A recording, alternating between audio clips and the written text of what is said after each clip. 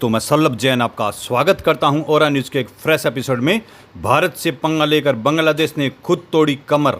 अब jute import पर लगी पाबंदी, हर साल होगा अरबों का नुकसान। भारत के साथ दुश्मनी कर बांग्लादेश ने अपनी कमर तोड़ ली है। बांग्लादेश की इकोनॉमी पहले से ही खस्ता हाल में है, अब उसे एक और बड़ा झटका लगने वाला है। भारत के साथ दुश्मनी कर बांग्लादेश ने अपनी कमर तोड़ ली है। बांग्लादेश की इकोनॉमी पहले ही खस्ता हाल में है, अब उसे एक और बड़ा झटका लगने वाला है। बांग्लादेश के लिए जूट उसकी इकोनॉमी का बड़ा रोल निभाते हैं, लेकिन अब भारत उसे बड़ा झटका दिया है। बांग्लादेश को लगा बड़ा झटका। भारत ने बांग्लादेश से जूट और उसके जूट से जुड़े इंपोर्ट पर पाबंदी लगा दी है। यह फैसला दोनों देशों के बीच में बढ़ते तनाव के चलते लिया गया है।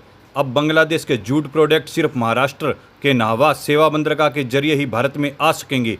भारत ने शनिवार को बांग्लादेश के जूट और उससे जुड़े फाइबर उत्पादों पर आयात पर तत्काल प्रभाव से बंदरगाह प्रतिबंध लगाने का फैसला लिया है, जिससे पड़ोसी देश से सस्ते और सब्सिडी वाले आयातों को रोका जा सके।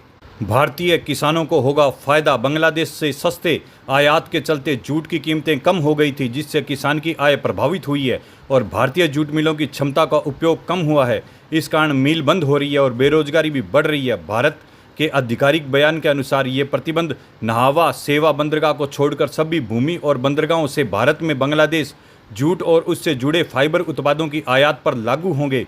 प्रतिबंधों का उद्देश्य अनुचित व्यापार प्रथाओं का मुकाबला करना है, आत्मनिर्भर भारत को बढ़ावा देना और भारत की घरेलू जूट अर्थव्यवस्था से जुड़ी ग्रामीण आजीविका की रक्षा करना है। साथ ही उनका कहना है कि सरकार यह सुनिश्चित करने के लिए भी कदम उठा रही है कि प्रतिबंधों को दरकिनार करते हुए बांग्लादेश के आयात तीसरे देशों के माध्यम से न भेजा जाए।